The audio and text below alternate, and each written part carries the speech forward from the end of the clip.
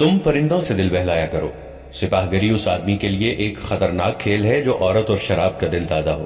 یہ الفاظ اپریل 1175 میں صلاح الدین ایوبی نے اپنے چچا زاد بھائی خلیفہ الصالح کے ایک امیر سیف الدین کو لکھے تھے۔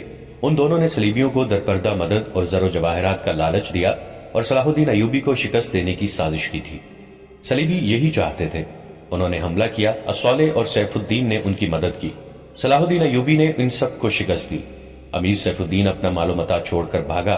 اس کی ذاتی خیمہ گاہ سے رنگ برنگے پرندے، حسین اور جوان رقاصائیں اور گانے والیاں، ساز اور سازندے اور شراب کے مٹکے برآمد ہوئے۔ صلاح الدین ایوبی نے پرندوں کو، ناچنے گانے والیوں اور ان کے سازندوں کو رہا کر دیا اور امیر سیف الدین کو اس مضمون کا خط لکھا: تم دونوں نے کفار کی پشت پناہی کر کے ان کے ہاتھوں میرا نام و نشان مٹانے کی ناپاک کوشش کی، مگر یہ نہ سوچا کہ تمہاری یہ سازش عالم اسلام کا بھی نام و نشان مٹا سکتی ہے۔ تم اگر مجھ سے حسد کرتے تھے تو مجھے قتل کرا دیا ہوتا۔ تم مجھ پر 2 قاتلانہ حملے کرا چکے ہو، دونوں ناکام رہے۔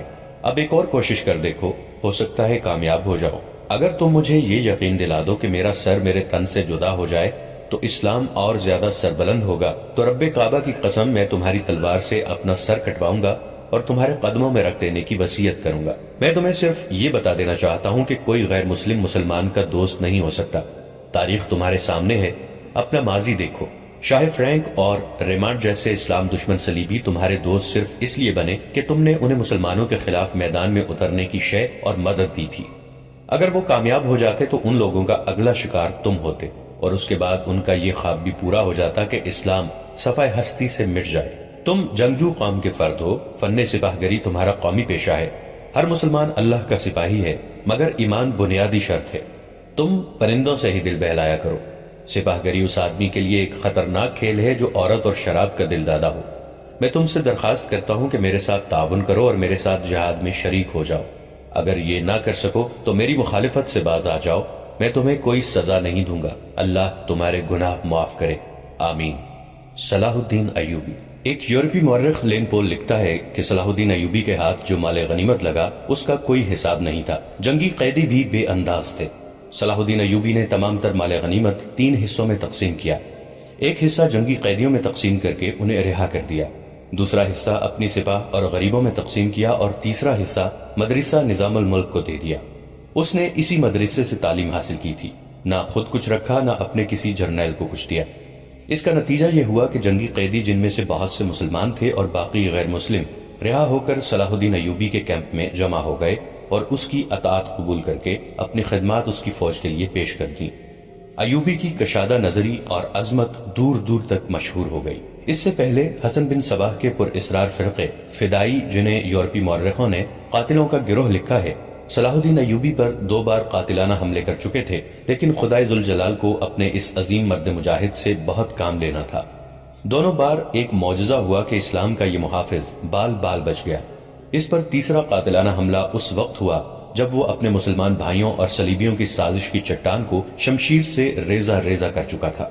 امیر سیف الدین میدان سے بھاگ گیا، مگر وہ صلاح الدین ایوبی کے خلاف حسد اور کینے سے باز نہ آیا۔ اس نے حسن بن صباح کے قاتل فرقے کی مدد حاصل کر لی۔ یہ فرقہ ایک مدت سے اسلام کی آستین میں سانپ کی طرح پل رہا تھا۔ اس کا تفصیلی تعارف بہت ہی طویل ہے۔ مختصر یہ کہ جس طرح زمین سورج سے الگ ہو کر گناہوں کا گہوارہ بن گئی ہے، اسی طرح حسن بن صباح نام کے ایک آدمی نے اسلام سے الگ ہو کر نبیوں اور پیغمبروں والی عظمت حاصل کرنے کا منصوبہ بنایا۔ وہ اپنے آپ کو مسلمان ہی کہلاتا رہا اور ایسا گروہ بنا لیا جو طلسماتی طریقوں سے لوگوں کو اپنا پیروکار بناتا تھا۔ اس مقصد کے لیے اس گروہ نے نہایت حسین لڑکیاں، نشہ آور جڑی بوٹیاں، ہپنوٹزم اور چرب زبانی جیسے طریقے اختیار کیے۔ بہشت بنائی جس میں جا کر پتھر بھی موم ہو جاتے تھے۔ اپنے مخالفین کو ختم کرنے کے لیے قاتلوں کا ایک گروہ تیار کیا۔ قتل کے طریقے خفیہ اور پر اسرار ہوتے تھے۔ اس فرقے کے افراد اس قدر چالاک، ذہین اور نڈر تھے کہ بھیس اور زبان بدل کر بڑے بڑے جرنیلوں کے باڈی گارڈ تک بن جاتے تھے، اور جب کوئی پر اسرار طریقے سے قتل ہو جاتا تھا تو قاتلوں کا سراغ ہی نہیں ملتا تھا۔ کچھ عرصے کے بعد یہ فرقہ قاتلوں کا گروہ کے نام سے مشہور ہو گیا۔ یہ لوگ سیاسی قتل کے ماہر تھے، زہر بھی استعمال کرتے تھے جو حسین لڑکیوں کے ہاتھوں شراب میں دیا جاتا تھا۔ بہت مدت تک یہ فرقہ اسی مقصد کے لیے استعمال ہوتا رہا۔ اس کے پیروکار فدائی کہلاتے تھے۔ صلاح الدین ایوبی کو نہ حسین لڑکیوں سے دھوکہ دیا جا سکتا تھا نہ شراب سے۔ وہ ان دونوں سے نفرت کرتا تھا۔ اسے قتل کرنے کا یہی ایک طریقہ تھا کہ اس پر قاتلانہ حملہ کیا جائے۔ اس کے محافظوں کی موجودگی میں اس پر حملہ نہیں کیا جا سکتا تھا۔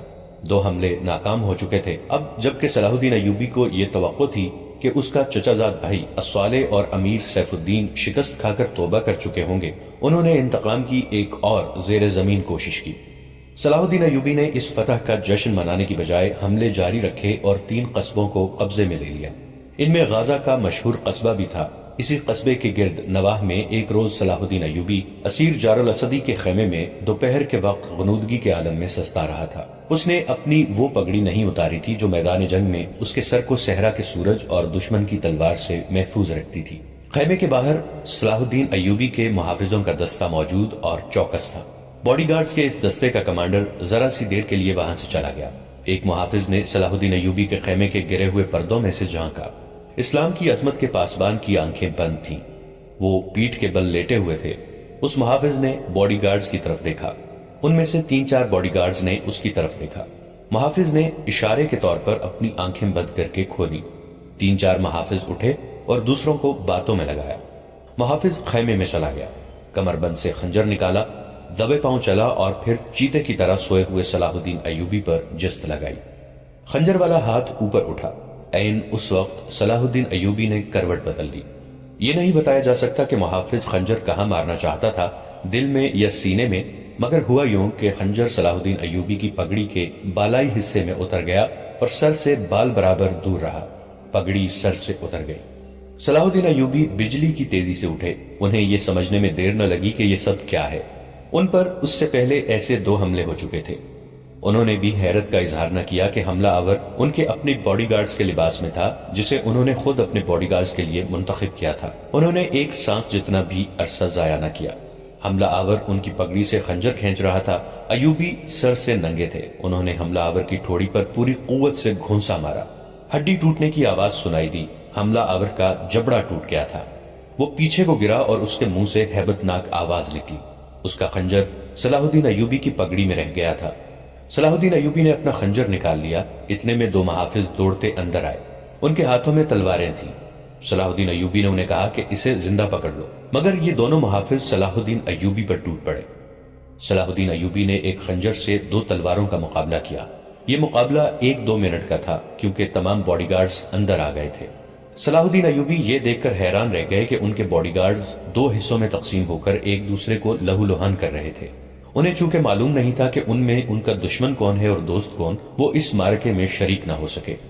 کچھ دیر بعد جب باڈی گارڈز میں سے چند ایک مارے گئے، کچھ بھاگ گئے اور بعض زخمی ہو کر بے حال ہو گئے، تو انکشاف ہوا کہ اس دستے میں جو صلاح الدین ایوبی کی حفاظت پر مامور تھا، 7 محافظ فدائی تھے جو صلاح الدین ایوبی کو قتل کرنا چاہتے تھے۔ انہوں نے اس کام کے لیے صرف ایک فدائی خیمے میں بھیجا تھا۔ اندر صورتحال بدل گئی، چنانچہ باقی بھی اندر چلے گئے۔ اصل محافظ بھی اندر گئے۔ وہ صورتحال سمجھ گئے اور صلاح الدین ایوبی بچ گئے۔ انہوں نے اپنے پہلے حملہ آور کی شہرگ پر تلوار کی نوک رکھ کر پوچھا کہ وہ کون ہے اور اسے کس نے بھیجا ہے۔ سچ بولنے کے بدلے صلاح الدین ایوبی نے اسے جان بخشی کا وعدہ دیا۔ اس نے بتا دیا کہ وہ فدائی ہے اور اسے کیمشتگن، جسے بعض مورخوں نے گمگشتگین لکھا ہے، نے اس کام کے لیے بھیجا تھا۔ کیمشتگن الصالح کے ایک قلعے کا گورنر تھا۔ اصل کہانی سنانے سے پہلے یہ ضروری معلوم ہوتا ہے کہ ان واقعات سے پہلے کے دور کو دیکھا جائے۔ صلاح الدین ایوبی کے نام، ان کی عظمت اور تاریخ اسلام میں ان کے مقام اور کارناموں سے کون واقف نہیں؟ ملت اسلامیہ تو انہیں بھول ہی نہیں سکتی، مسیحی دنیا بھی انہیں ہمیشہ یاد رکھے گی۔ لہذا یہ ضروری معلوم نہیں ہوتا کہ صلاح الدین ایوبی کا شجرہ نسب تفصیل سے بیان کیا جائے۔ ہم جو کہانی سنانے لگے ہیں وہ اس نوعیت کی ہے جس کی وسعت کے لیے تاریخ کا دامن تنگ ہوتا ہے۔ یہ تفصیلات وقائع نگاروں اور قلمکاروں کے ریکارڈ کی ہوئی ہیں، کچھ سینہ بسینہ اگلی نسلوں تک پہنچتی ہیں۔ تاریخ کے دامن میں صلاح الدین ایوبی کے صرف کارنامے محفوظ کیے گئے ہیں۔ ان سازشوں کا ذکر بہت کم آیا ہے جو اپنوں نے ان کے خلاف اور ان کی بڑھتی ہوئی شہرت اور عظمت کو داغدار کرنے کے لیے انہیں ایسی لڑکیوں کے جال میں پھانسنے کی بار بار کوشش کی گئی جن کے حسن میں طلسماتی اثر تھا۔ تاریخ اسلام کا یہ حقیقی ڈرامہ 23 مارچ 1169 کے روز سے شروع ہوتا ہے جب صلاح الدین ایوبی کو مصر کا وائسرائے اور فوج کا کمانڈر ان چیف بنایا گیا۔ انہیں اتنا بڑا رتبہ ایک تو اس لیے دیا گیا تھا کہ وہ حکمران خاندان کے نونہال تھے، اور دوسرے اس لیے کہ اوائل عمر میں ہی وہ فن حرب و ضرب کے ماہر ہو گئے تھے۔ سپاہ گری ورثے میں ہی پائی تھی۔ ان کے ذہن میں حکمرانی کے معنی بادشاہی نہیں، اسلام کی پاسبانی اور قوم کی عظمت اور فلاح و بہبود تھی۔ ان کا جب شعور بیدار ہوا تو پہلی خلش یہ محسوس کی کہ مسلمان حکمرانوں میں نہ صرف یہ کہ اتحاد نہیں بلکہ وہ ایک دوسرے کی مدد سے بھی گریز کرتے تھے۔ وہ عیاش ہو گئے تھے۔ شراب اور عورت نے جہاں ان کی زندگی رنگین بنا رکھی تھی، وہیں عالم اسلام اور خدا کے اس عظیم مذہب کا مستقبل تاریک ہو گیا تھا۔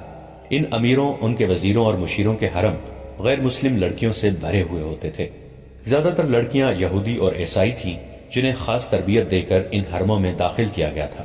غیر معمولی حسن اور اداکاری میں کمال رکھنے والی یہ لڑکیاں مسلمان حکمرانوں اور سربراہوں کے کردار اور قومی جذبے کو دیمک کی طرح کھا رہی تھیں۔ اس کا نتیجہ یہ تھا کہ صلیبی، جن میں فرینک، فرنگی خاص طور پر قابل ذکر ہیں، مسلمانوں کی سلطنتوں کے ٹکڑے ہڑپ کرتے چلے جا رہے تھے، اور بعض مسلم حکمران شاہ فرینک کو سالانہ ٹیکس یا جزیہ ادا کر رہے تھے، جس کی حیثیت غنڈہ ٹیکس کی سی تھی۔ صلیبی اپنی جنگی قوت کے رعب سے اور چھوٹے موٹے حملوں سے حکمرانوں کو ڈراتے رہتے، کچھ علاقے پر قبضہ کر لیتے، تاوان اور ٹیکس وصول کرتے تھے۔ ان کا مقصد یہ تھا کہ آہستہ آہستہ دنیا اسلام کو ہڑپ کر لیا جائے۔ مسلمان حکمران اپنی رعایا کا خون چوس کر ٹیکس دیتے رہتے تھے۔ ان کا مقصد یہ تھا کہ انہیں عیش و عشرت میں پریشان نہ کیا جائے۔ فرقہ پرستی کے بیج بھی بو دیے گئے تھے۔ ان میں سب سے زیادہ خطرناک فرقہ حسن بن سواح کا تھا، جو صلاح الدین ایوبی کی زبانی سے 1 صدی پہلے معرض وجود میں آیا تھا۔ یہ مفاد پرستوں کا فرقہ تھا، بے حد خطرناک اور پر اثرات۔ یہ لوگ اپنے آپ کو فدائی کہلاتے تھے، جو بعد میں حشیشین کے نام سے مشہور ہوئے، کیونکہ وہ حشیش نام کی ایک نشہ آور شے سے دوسروں کو اپنے جال میں پھانستے تھے۔ صلاح الدین ایوبی نے مدرسہ نظام الملک میں تعلیم حاصل کی۔ یاد رہے کہ نظام الملک دنیا اسلام کی ایک سلطنت کے وزیر تھے۔ یہ مدرسہ انہوں نے قائم کیا تھا جس میں اسلامی تعلیم دی جاتی اور بچوں کو اسلامی نظریات اور تاریخ سے بہرہ ور کیا جاتا تھا۔ ایک مورخ ابن الاطہر کے مطابق نظام الملک حسن بن سواح کے فدائیوں کا پہلا شکار ہوئے تھے، کیونکہ وہ رومیوں کی توسیع پسندی کی راہ میں چٹان بنے ہوئے تھے۔ رومیوں نے 1091 عیسوی میں انہیں فدائیوں کے ہاتھوں قتل کرا دیا۔ ان کا مدرسہ قائم رہا۔ صلاح الدین ایوبی نے وہیں تعلیم حاصل کی۔ اسی عمر میں انہوں نے سپاہ گری کی تعلیم اپنے بزرگوں سے لی۔ نور الدین زنگی رحمۃ اللہ علیہ نے انہیں جنگی چالیں سکھائیں، ملک کے انتظامات کے سبق دیے اور ڈپلومیسی میں مہارت دی۔ اس تعلیم و تربیت نے ان کے اندر وہ جذبہ پیدا کر دیا جس نے آگے چل کر انہیں صلیبیوں کے لیے بجلی بنا دیا۔ اوائل جوانی میں ہی انہوں نے وہ ذہانت اور اہلیت حاصل کر لی تھی جو ایک سالار اعظم کے لیے ضروری ہوتی ہے۔ صلاح الدین ایوبی نے فن حرب و ضرب میں جاسوسی یعنی انٹیلیجنس، کمانڈو اور گوریلا آپریشن کو خصوصی اہمیت دی۔ انہوں نے دیکھ لیا تھا کہ صلیبی جاسوسی کے میدان میں آگے نکل گئے ہیں اور وہ مسلمانوں کے نظریات پر نہایت کارگر حملے کر رہے ہیں۔ صلاح الدین ایوبی نظریات کے محاذ پر لڑنا چاہتے تھے جس میں تلوار استعمال نہیں ہوتی۔ اس کہانی میں آگے چل کر آپ دیکھیں گے کہ ان کی تلوار کا وار تو گہرا ہوتا ہی تھا، ان کی محبت کا وار اس سے کہیں زیادہ مار کرتا تھا۔ اس کے لیے تحمل اور بردباری کی ضرورت ہوتی ہے جو انہوں نے اوائل عمر میں ہی اپنے آپ میں پیدا کر لی تھی۔ انہیں جب مصر کا وائسرائے اور کمانڈر ان چیف بنا کر مصر بھیجا گیا تو ان سینئر افسروں نے ہنگامہ برپا کر دیا جو اس عہدے کی آس لگائے بیٹھے تھے۔ ان کی نگاہ میں صلاح الدین ایوبی ابھی طفل مکتب تھا، مگر اس طفل مکتب نے جب ان کا سامنا کیا، اس کی باتیں سنی تو ان کا احتجاج سرد پڑ گیا۔ مورخ لین پول کے مطابق صلاح الدین ایوبی ڈسپلن کے بڑے ہی سخت ثابت ہوئے۔ انہوں نے تفریح، عیاشی اور آرام کو اپنے اور اپنی افواج کے لیے حرام قرار دے دیا۔ انہوں نے اپنی دماغی اور جسمانی قوتوں کو صرف اس مقصد پر مرکوز کر دیا کہ سلطنت اسلامیہ کو مستحکم کرنا ہے اور صلیبیوں کو اس سرزمین سے نکالنا ہے۔ فلسطین پر وہ ہر قیمت پر قبضہ کرنا چاہتے تھے۔ انہوں نے یہی مقاصد اپنی فوج کو دیے۔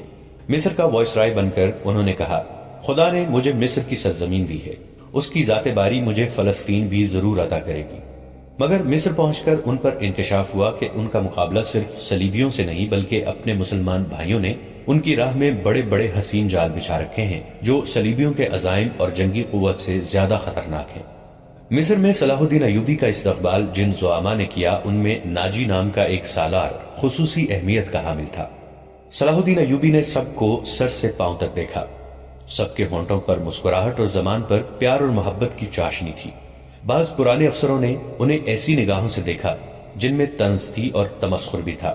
وہ صلاح الدین ایوبی کے صرف نام سے واقف تھے یا ان کے متعلق یہ جانتے تھے کہ وہ حکمران خاندان کا فرد اور اپنے چچا کا جانشین ہے۔ وہ یہ بھی جانتے تھے کہ نور الدین زنگی رحمۃ اللہ علیہ کے ساتھ ان کا کیا رشتہ ہے۔ ان کی نگاہوں میں صلاح الدین ایوبی رحمۃ اللہ علیہ کی اہمیت بس ان کے خاندان کی بدولت تھی، یا اس وجہ سے انہوں نے صلاح الدین کو اہمیت دی کہ وہ مصر کا فوجی وائسرائے بن کر آیا تھا۔ اس کے سوا انہوں نے صلاح الدین ایوبی رحمۃ اللہ علیہ کو کوئی وقت نہ دی۔ ایک بوڑھے افسر نے اپنے ساتھ کھڑے افسر کے کان میں کہا، بچہ ہے، ہم اسے پال لیں گے۔ مورخ اور اس وقت کے وقائع نگار یہ نہیں بتا سکتے کہ صلاح الدین ایوبی نے ان لوگوں کی نظریں بھانپ لی تھیں یا نہیں، وہ استقبال کرنے والے اس ہجوم میں بچہ لگ رہا تھا۔ البتہ جب وہ ناجی کے سامنے مصافحے کے لیے رکے تو ایوبی کے چہرے پر تبدیلی سی آ گئی تھی۔ وہ ناجی سے ہاتھ ملانا چاہتے تھے، لیکن ناجی جو ان کی باپ کی عمر کا تھا سب سے پہلے درباری خوشامدیوں کی طرح جھکا، پھر ایوبی سے بغلگیر ہو گیا۔ اس نے ایوبی کی پیشانی چوم کر کہا، میرے خون کا آخری قطرہ بھی تمہاری جان کی حفاظت کے لیے بہے گا۔ تم میرے پاس زنگی اور شرکوں کی امانت ہو، میری جان عظمت اسلام سے زیادہ قیمتی نہیں۔ صلاح الدین ایوبی نے ناجی کا ہاتھ چوم کر کہا، محترم، اپنے خون کا ایک ایک قطرہ سنبھال کر رکھیے، صلیبی سیاہ گٹاؤں کی مانند چھا رہے ہیں۔ ناجی جواب میں صرف مسکرایا، جیسے صلاح الدین ایوبی نے کوئی لطیفہ سنایا ہو۔ صلاح الدین ایوبی اس تجربہ کار سالار کی مسکراہٹ کو غالباً نہیں سمجھ سکے۔